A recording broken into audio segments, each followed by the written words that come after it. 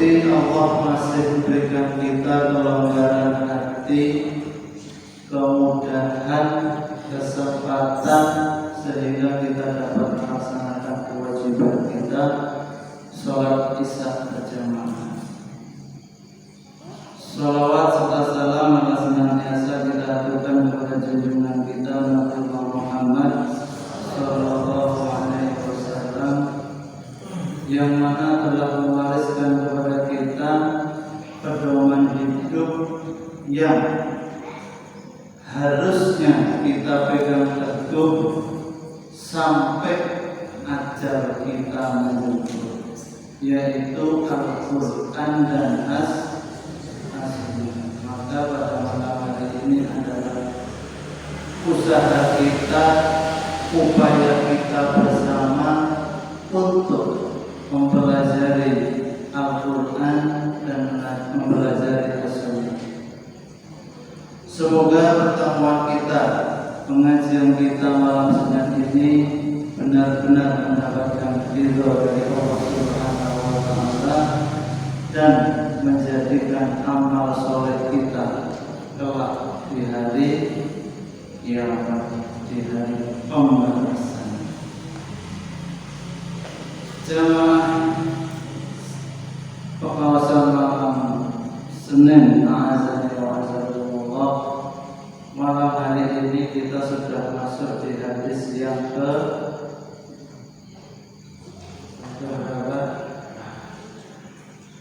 ketujuh, hadis yang ketujuh. Saya baca. Bismillahirrahmanirrahim.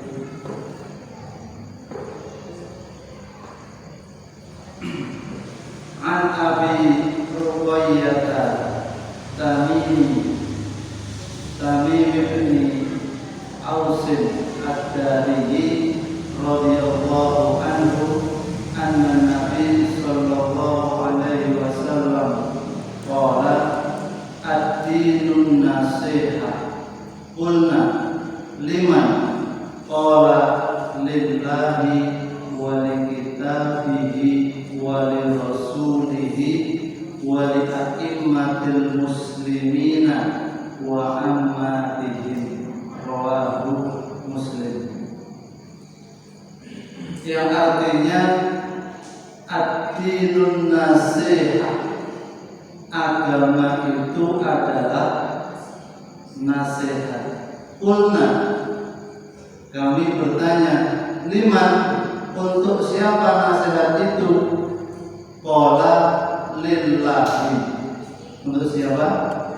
Nasihat untuk Allah, wali kitabihi, untuk Al-Quran, wali rasulihi, untuk Rasul, wali a'immatil muslimin wa ammatihim, untuk orang-orang muslim.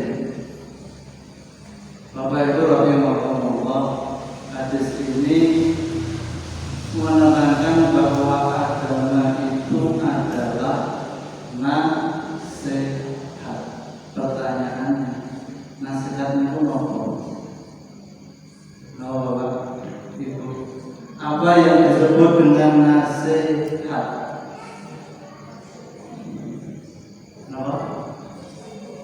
Nasihat itu sendiri apa? Qauluhu sallallahu alaihi wasallam, ad-dinun nasihat lillahi wa li kitabihi wa li rasulihi wa li a'immatil muslimina wa ammatihim. Qala at-Tabi, an-nasihat kalimatun jami'ah maknaha iyazatul haddi lil mansuhi lahu. Nasihat adalah kalimat yang universal. Jadi nasihat itu masih di dalamnya terkandung banyak aspek. Jadi universal, mujmal. Yang artinya adalah orang yang dinasehati mendapat manfaat daripada nasihat itu. Wakila an-nasihat nasihat ma'khudhah min mashi ar-rajulu thawbahu idza khatab.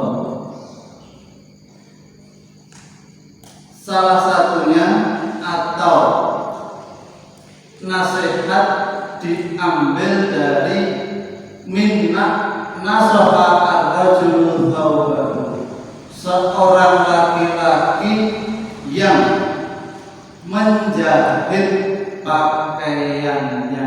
Jadi nasihat itu kan dasar asal katanya adalah nasoha. Nasoha di sini kalau dalam kitab ini nasoha ar-rajulu thawbahu, menjahit pakaian. Kalau pakaian dijahit berarti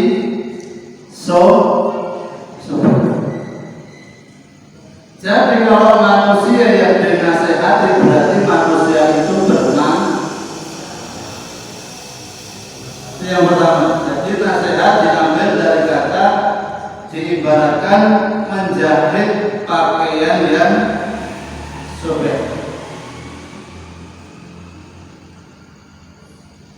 Yang kedua adalah nasihat nasoha ar-rajulu al-asal, seorang laki-laki atau orang yang menasoh madu. Jadi memurnikan madu dari campuran-campurannya, itu juga dikatakan nasoha, nasihat. Maka kalau orang yang dinasehati artinya dia masih bercampur dengan keburukan. Bapak Ibu jamaah rahimakumullah, siapa di antara kita yang sudah tidak butuh nasihat? Ada? Artinya kita ini masih bermasalah, kita ini masih bercampur dengan sampai kapanpun tidak ada manusia yang lepas, yang tidak butuh daripada nasihat. Akan tetapi kalau kita dinasehati, kadang kita ini tidak bisa ketika kita dinasehati, kadang kita merasa lebih, padahal unzur maqala wala tanzur man qala. Dengarkan, lihat apa yang disampaikan, jangan engkau lihat siapa yang menyampaikan. Kenyataannya dilihat oleh sing nyampaikan sapa? Anda. Ya, artinya kita masih butuh nasihat, kita melihat apa yang disampaikan. Selanjutnya Bapak Ibu rahimakumullah, aman nasihat lillahi ta'ala. Tadi disampaikan di hadis, agama itu adalah nasihat. Yang pertama nasihat untuk siapa? Lillah, untuk Allah. Ini sebenarnya intisari tapi tak sampaikan di awal.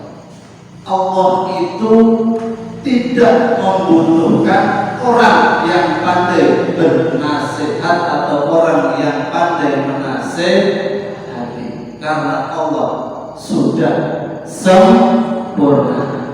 Allah Maha Kuasa.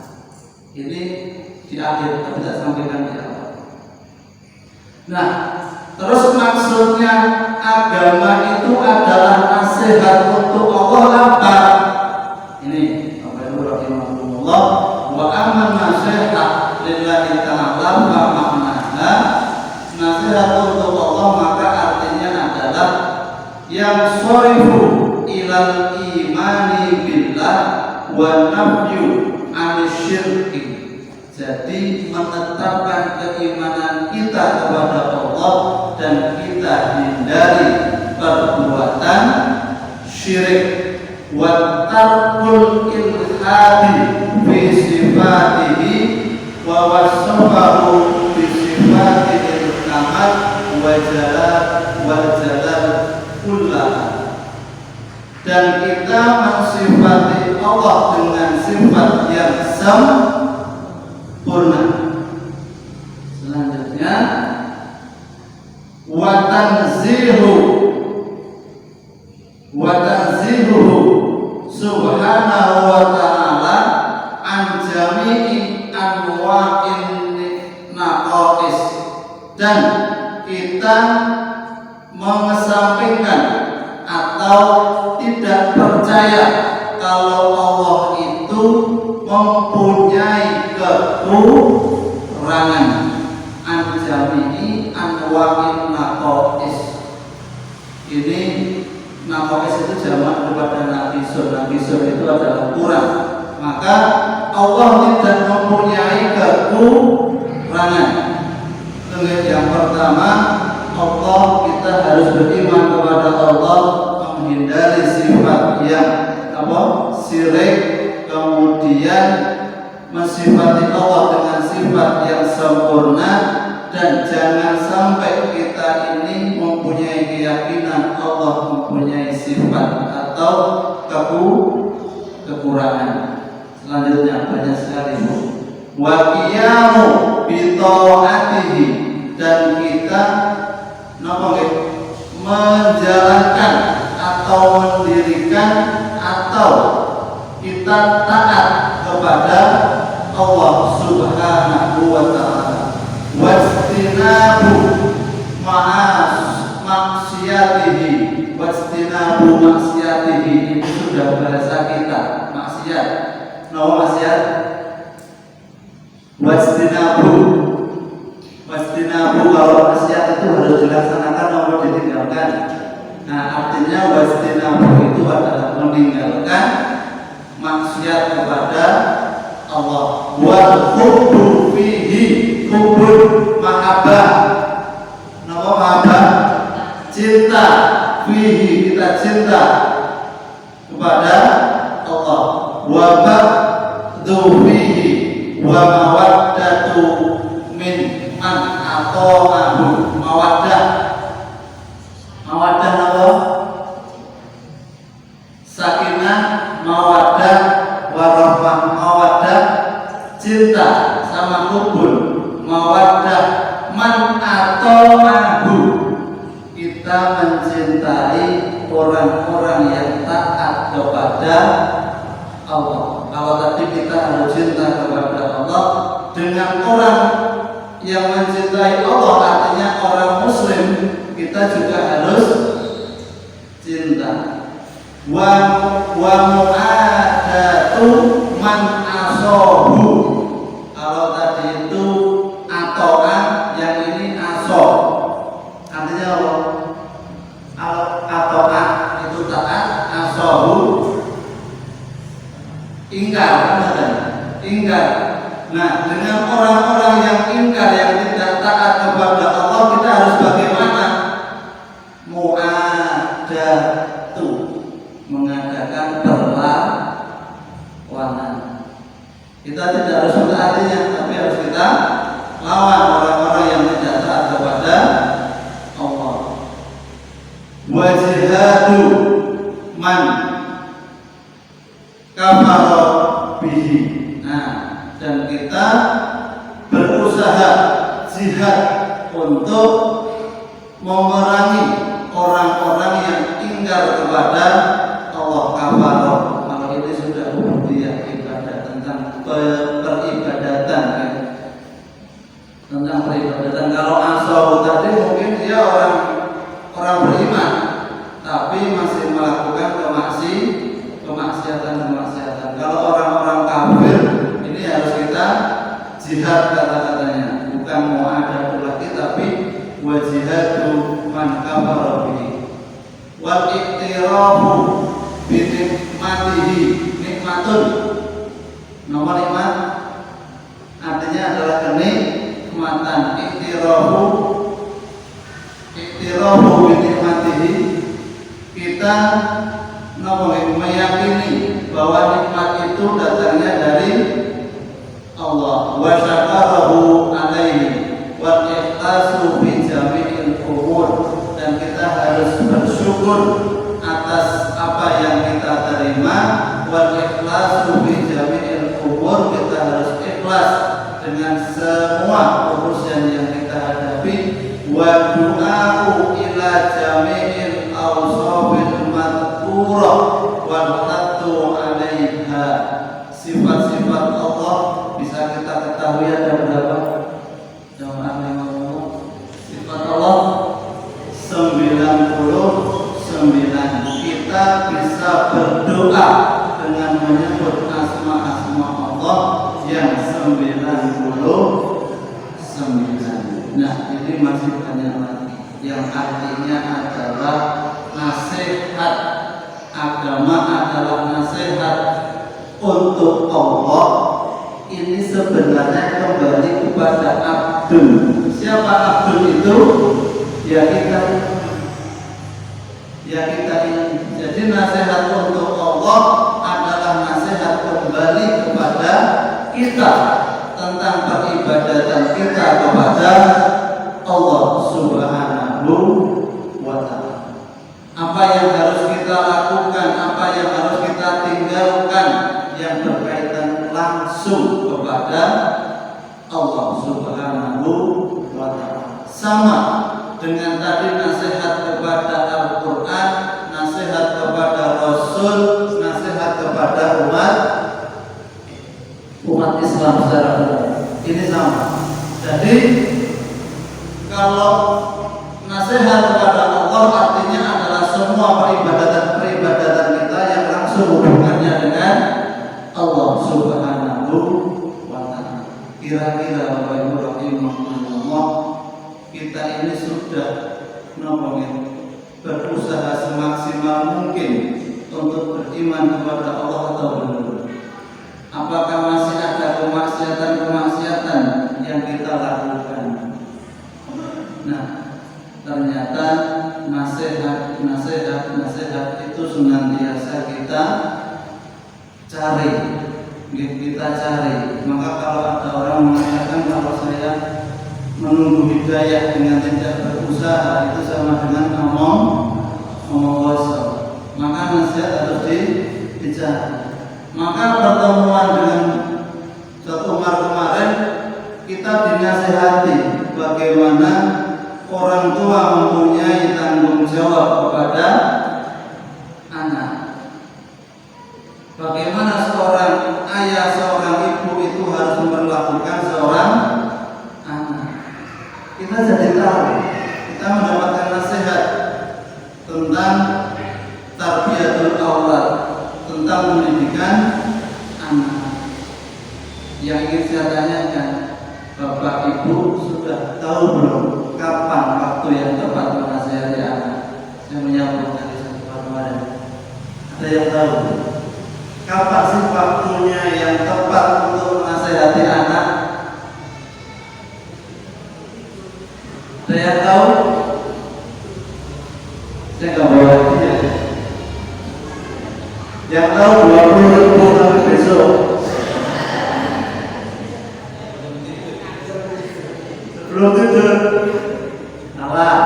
Ada 20.000. Bocorannya ada 3 waktu untuk orang tua menasihati anaknya. Ada 3 bocorannya. 20.000 kali 3. Oke, yang pertama adalah ketika kita berpergian dengan anak. Yang pertama, ketika anak itu pergi dengan kita. Jadi intinya nasihati anak ketika berpergian.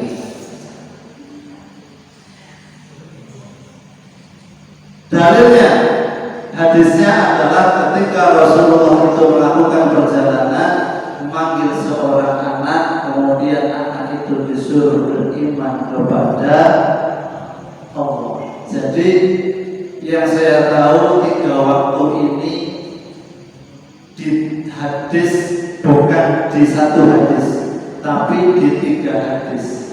Jadi hadis yang pertama, Rasulullah itu menasihati seorang anak kecil ketika dalam perjalanan perjalanan. Yang kedua, menasehati anak ketika makan.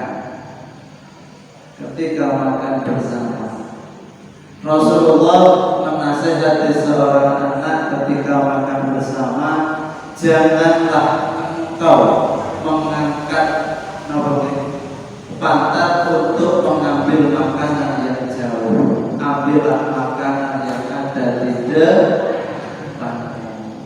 Ini artinya Rasulullah menasehati seorang anak ketika makan.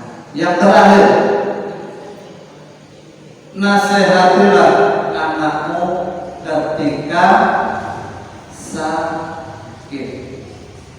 Ada tiga: ketika bepergian, ketika makan, ketika sakit. Rasulullah menasihati seorang anak yang kafir untuk masuk Islam ketika anak itu sakit.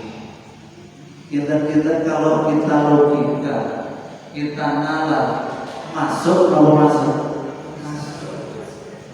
Jadi ketika anak kita ajak bepergian itu anak senang, kita nasihati, insya Allah masuk. Ketika anak itu makan dengan kita, makanan yang disukai, kita nasihati, masuk. Ketika anak sakit, tak mungkin anak sakit mencari temannya, yang dicari Bapak Ibu. Ketika itu panjenengan bisa menasihati. Ini saya tahu hadisnya, tapi saya belum praktek. Maka minta doa kepada jamaah semuanya, semoga saya menyusul. Jadi ada tiga waktu itu Bapak Ibu rahimahullah untuk menasihati di tiga hadis yang berbeda. Nanti kalau ada hadis lagi, ada tambahan lagi saya sampaikan. Di tiga waktu itu untuk sementara. Nah, ini termasuk nasihat kita kepada Allah Subhanahu wa Ta'ala. Untuk kita kapan kita melakukan tanggung jawab kita sebagai orang tua, maka Bapak Ibu jangan sampai kalau kita lihat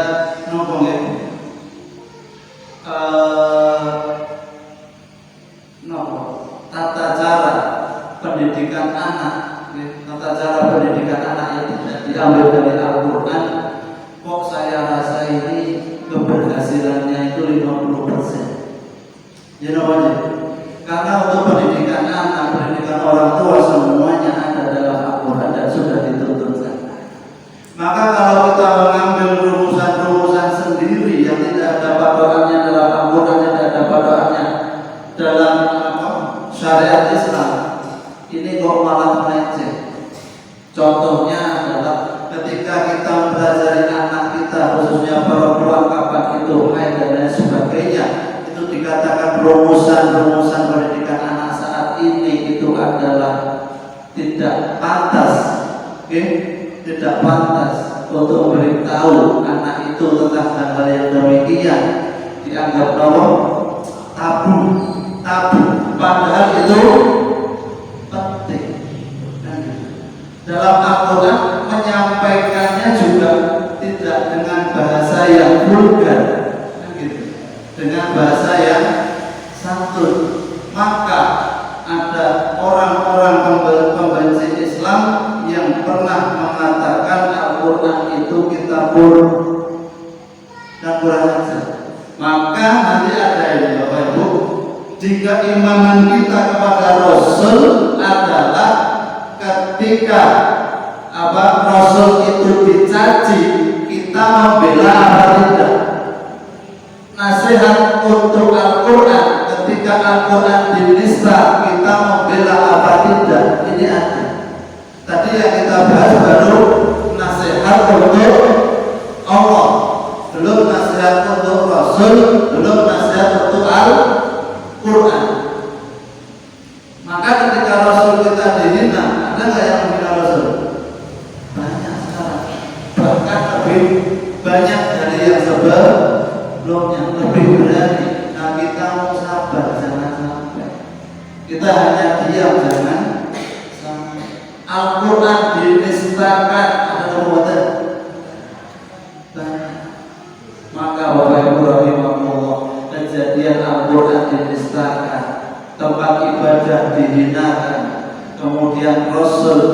dicaci, Rasul dihina, semuanya sudah terjadi. Semuanya sudah terjadi. Ulama kita dipenjara. Ini mengingatkan kita kisah Nabiullah Yusuf. Yusuf. Ini terus terang hadis nasihat ini saya baru membuka tadi setelah diberi Ustaz Umar itu sebelum Isya kurang 10 menit ganti saja. Maka untuk hadisnya belum saya baca saja. Saya sambung kisah Nabiullah Yusuf. Bapak Ibu sahabat bersama Nabiullah Yusuf ceritanya sambung. Ini saya ambil langsung ketika Yusuf dewasa. Kalau kecilnya kan kita dianiaya oleh saudaranya. Yusuf dewasa itu dipenjarakan. Nopo salah Yusuf? Dituduh menggoda istri seorang pejabat istana. Padahal istri pejabat istana lah yang tergoda dengan ketampanan Yusuf. Dan istri pejabat istana ini kalau bahasa sekarang dibully oleh perempuan-perempuan saat itu. Sudah bersuami kok menggoda anak bujangan atau apa bahasanya berontokan. Anak muda ini dibully oleh ibu-ibu saat itu kan. Nah, istri seorang pejabat ini gak terima, diundanglah ibu-ibu untuk makan bersama anak-anaknya. Disuguhi buah dan pisau. Setelah semuanya sudah siap, dikeluarkanlah Nabiullah Yusuf. Boten proses giris niku ibu-ibu giris tangane dhewe saking tampannya Nabiullah Yusuf. Itu. Kemudian Yusuf ini singkat cerita dipenjara karena tidak mau berzina dengan istri seorang pejabat istana. Dipenjarakan. Setelah dipenjarakan, disusun, ada 2 pelayan istana ini yang juga melanggar, dimasukkan ke dalam penjara oleh sang raja Kanada. Yang mana kedua orang pelayan ini bermimpi yang berbeda.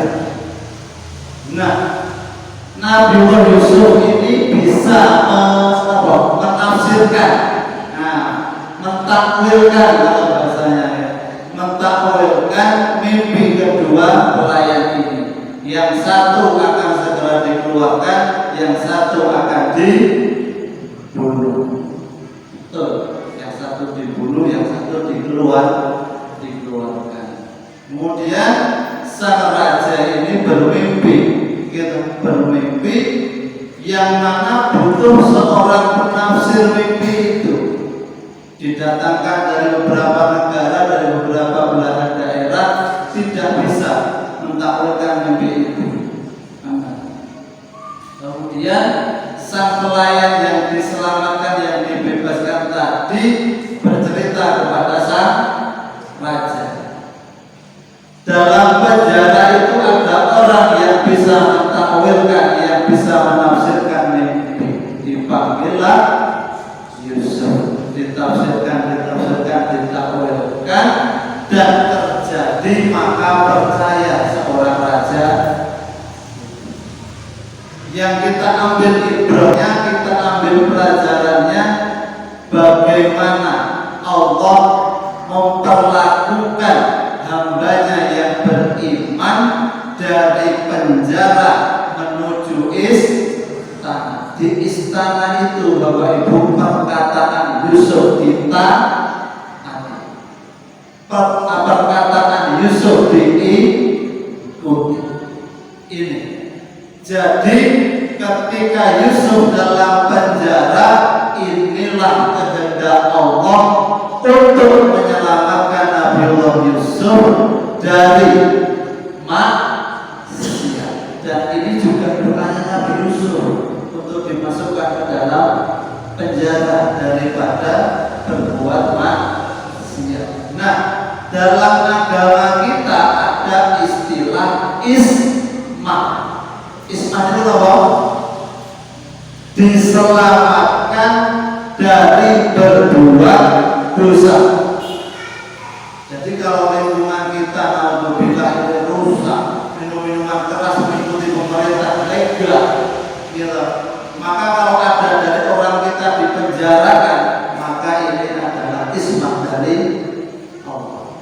Allah yang menghendaki kita, menghendaki seseorang untuk tidak berbuat dosa.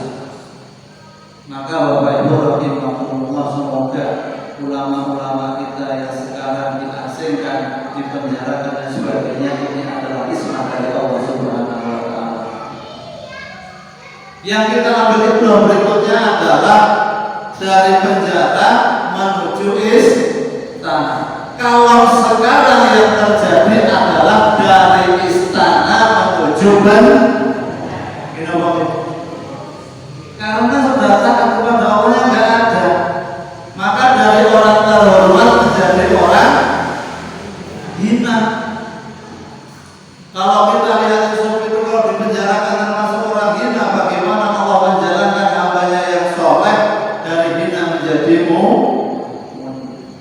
kalau Allah ingin melakukan atau berbuat kepada orang-orang yang ingkar kepada Allah, dari istana yang megah, dari tempat yang terhormat bisa menuju, dan ini sudah terjadi. Gini ngomongin, saya nggak bohong, saya nggak ngibul, dengan juga bisa lihat di media massa, lihat di TV berapa banyak anggota yang dulunya terhormat sekarang menjadi terhina, bahkan dimatikan Allah dengan kondisi yang sangat luar biasa. Karena ini semuanya campur tangan Allah Subhanahu wa taala. Maka Bapak Ibu rahimahumullah, sekarang kita ini kadang bingung. Kalau kita dianalogikan kaumnya Nabi Musa, yang mana kalau kita diposisikan ikut Musa atau Fir'aun, kita juga kadang ikut Musa, tapi kadang perbuatan kita ikut Fir'aun. Mungkin kaumnya Nabi Musa juga bingung. Ini Musa datang bawa ajaran Allah, ajaran agama baru yang menyelisihi nenek moyang kita,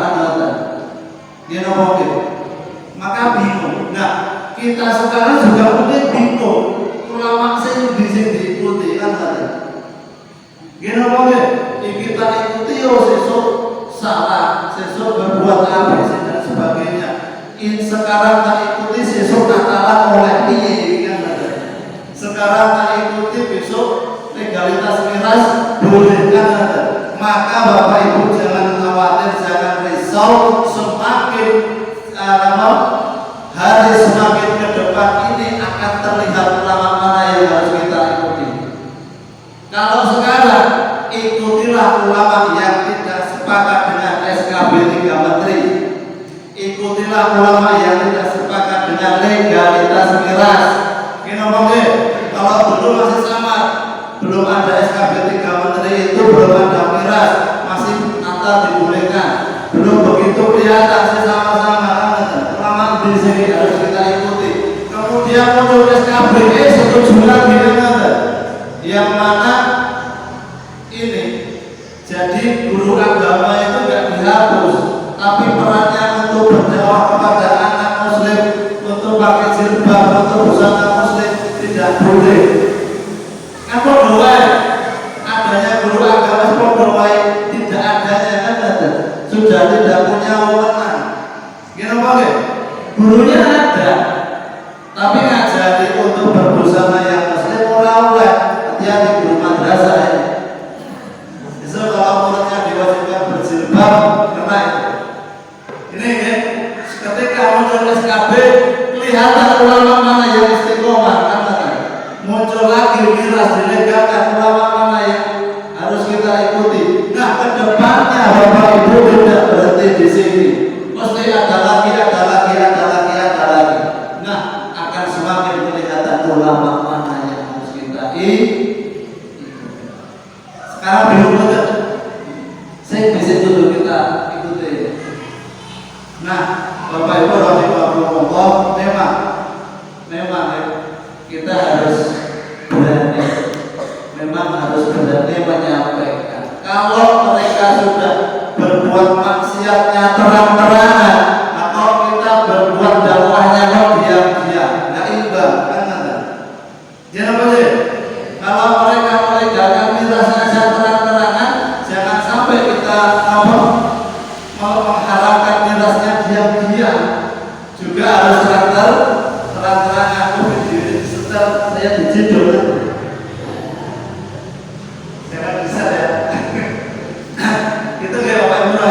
Maka saat ini kondisi kita ya memang umat Islam di babak belur ya memang benar. Yang terbaru siapa? Haidar Nasir kan?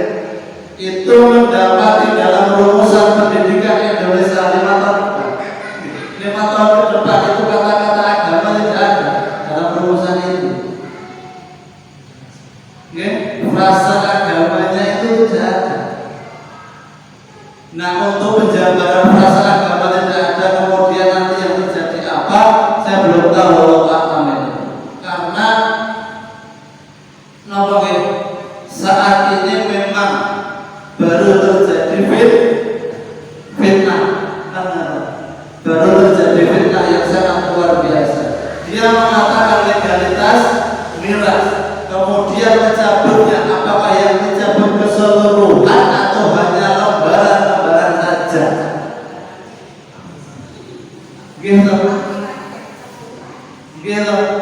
Apakah semua keputusan itu yang dicabut atau hanya lembaran-lembaran yang itu malah kadang memperluas? Saya dapat kabar dari teman itu yang dicabut adalah daerah-daerah yang belum ditentukan, itu dicabut. Yang itu dicabut berarti tambah luas. Dulu kan disampaikan daerah mana yang boleh itu legalitas miras itu. Gitu. Nah, daerah yang dicabut artinya pengkhususannya ini hilang menjadi umum. Tapi kebenarannya warna mana yang disebut lampirannya itu.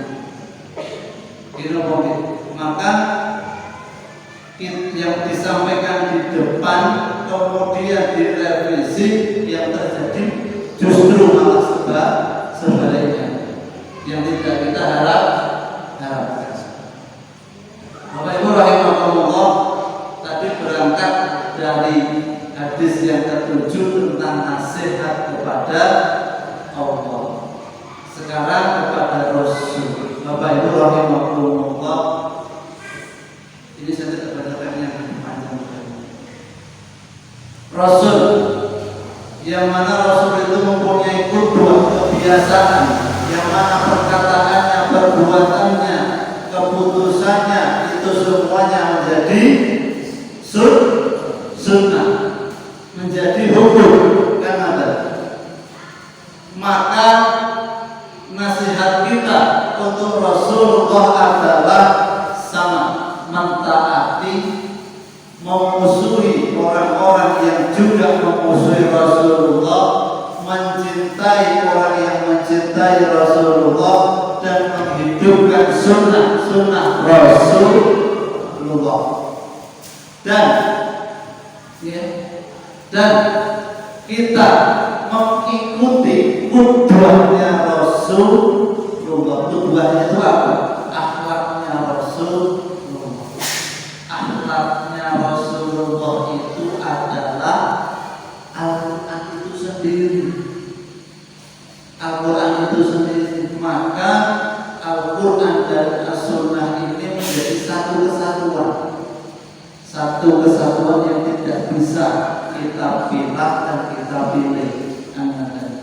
Kalau dalam Al-Quran disampaikan itu mujmal, umum, universal, maka keterangannya, penjelasannya ada dalam As-Sunnah. maka ada orang-orang yang sampai menafikan adanya sunnah. Ada nopo asmanya bu, bapak, orang-orang yang tidak ingkar sunnah. Jadi dia mengambil hukum hanya dari Al-Quran dan sunnahnya ditinggalkan, maka menamakan diri adalah ingkar sunnah, atau orang menamakan ingkar sunnah yang tidak mengambil hukum daripada al-hadis. Ini kemudian nasihat kita kepada Al-Quran. Al-Quran diantaranya adalah kita mengimani bahwa isi Al-Quran itu semuanya adalah hak, benar. Kemudian mempelajarinya ini dari membaca. Kita harus menegakkan huruf sesuai dengan makhrajnya. Membaca Al-Quran per hurufnya harus sesuai dengan makhraj. Makhraj itu tempat keluarnya tempat keluarnya suara. Misal ha, kho di tenggorokan, ha di dada, itu harus sesuai. Maka membaca Al-Quran sesuai dengan makhrajnya, kemudian sesuai dengan tajwidnya. Beda atau sama makhraj dan tajwid? Beda ya. Kalau makhrajnya aiunya, batasannya. Kalau tajwid adalah hukum bacaannya. Ini kemudian memusuhi orang yang menista Al-Quran. Ini harus meskipun kita ini tidak punya jabatan, maka kita harus melawan dengan perkataan, dengan ucapan. Kalau kita punya kuasa, maka dengan perbuatan. Kalau kita ini punya harta, maka harus membela Al-Quran dan Rasul dengan harta dan lain sebagainya. Semua yang kita punyai kita gunakan untuk membela Al-Quran dan As-Sunnah. Itu. Nah, yang terakhir yang untuk PR saya sampaikan di pertemuan yang akan datang adalah nasihat kepada pemimpin orang-orang Islam dan umat Islam secara umum. Ini ada nanti dengan Ustaz atau dengan ulama itu bagaimana kita nasihat kita untuk bersifat kepada mereka, untuk berakhlak atau bermasyarakat itu menggauli, untuk bergaul dengan mereka itu ada. Itu saya sampaikan di pertemuan yang akan datang. Bapak Ibu rahimahullah, ringkasnya adalah yang saya sampaikan adalah keimanan kita saat ini sedang diombang-ambingkan, bahkan akan dihilangkan atau dicabut. Diusahakan umat Islam ini tidak militan. Diusahakan umat Islam ini sudah tidak peduli dengan Al-Quran. Umat Islam ini tidak peduli lagi dengan Rasulnya. Orang Islam ini sudah tidak peduli lagi dengan peribadatannya, sholatnya, puasanya, zakatnya, dan sebagainya. Dengan apa semuanya dikabulkan. Bapak Ibu, kalau panjenengan lihat bukan puisi, narasi yang dibuat oleh Absor. Panjenengan kalau nggak marah batal. Mau tahu terkadang Pak?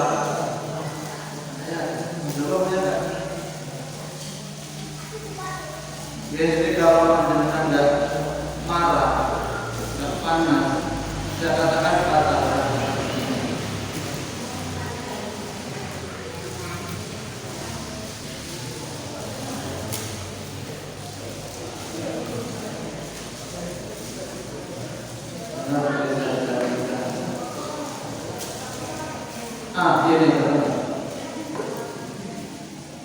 Ini Ya, ini sebenarnya video.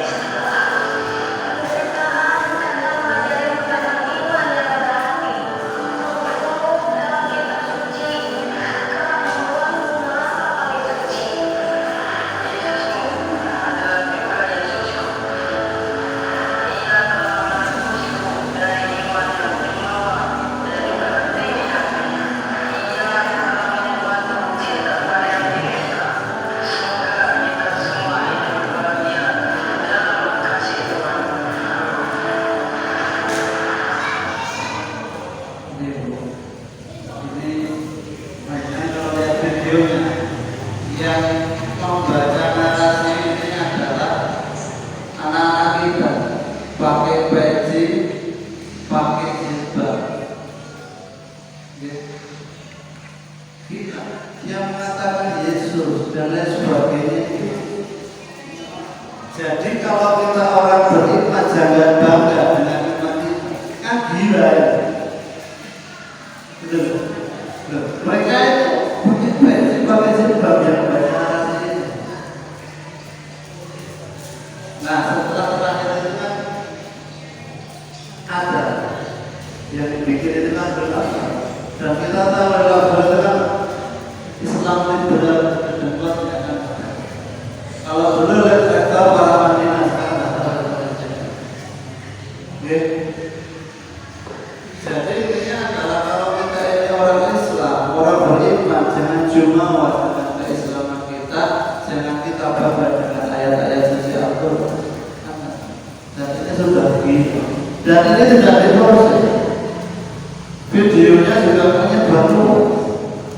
Ini kok sampai didengar anak-anak kita yang tidak didampingi orang tuanya, yang tidak diarahkan, habis. Dan sekarang di SD negeri itu banyak guru agama yang kosong. Di SD negeri banyak guru PKI yang kosong. Itu terjadi. Karena apa nih? Kita tahu kalau di sekolah seperti itu lebih berat. Karena apalagi tentang sebab maka Bapak Ibu, kalau kita ini kapan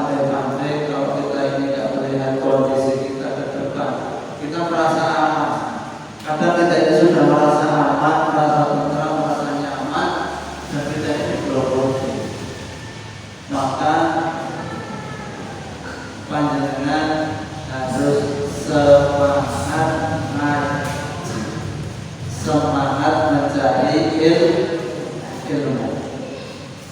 Di samping itu panjenengan juga harus memperkuat ekonomi. Bagaimana caranya? Kalau kita bareng-bareng insya Allah kita kuat secara akidah, kuat secara ekonomi. Sekarang anak kita ini dipermudah dengan belanja online dan sebagainya, yang mana hukum amal fikirnya itu Allah karena syaratnya kita harus melihat barang dan lain sebagainya itu sekarang sudah dikabulkan, hukum amalannya. Tapi kita tidak bisa melarang itu. Kita bisanya membuat tandingannya. Maka orang Islam, adik-adik kita, anak-anak kita harus pintar, harus cerdas. Anak-anak kita harus pintar, anak-anak kita harus cerdas.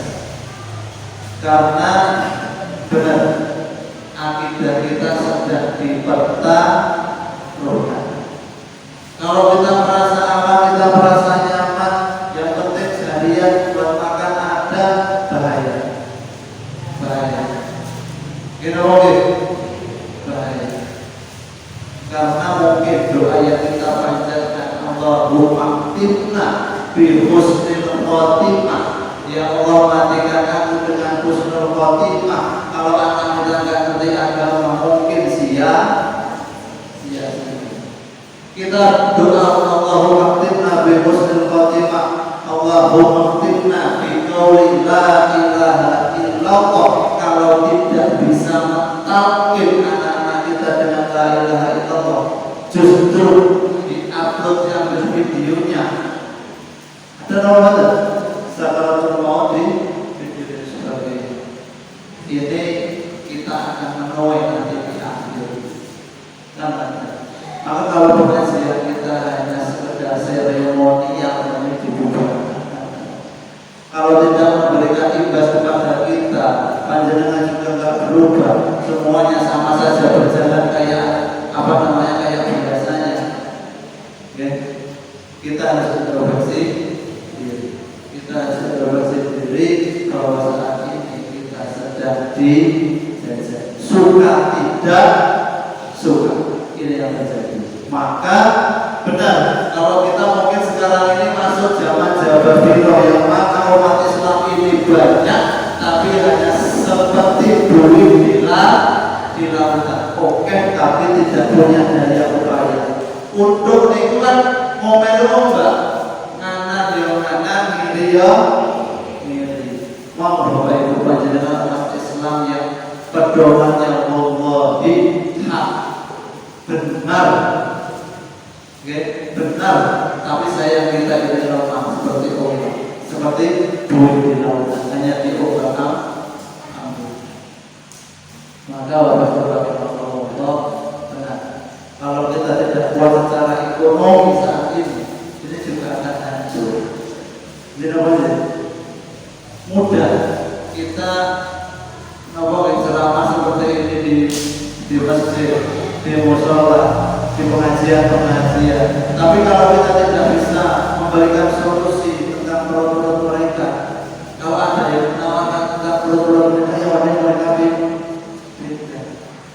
Maka kita bersama Allah, semoga benar-benar kita ini diselamatkan oleh Allah dan akhir hayat kita husnul khotimah. Lebih berat tantangan kita saat ini untuk mencapai derajat husnul khotimah. Semoga semua dosa-dosa diampuni dan pengajian kita malam hari ini, setiap malam Senin ini menjadi cahaya, secercik cahaya di tengah kegelapan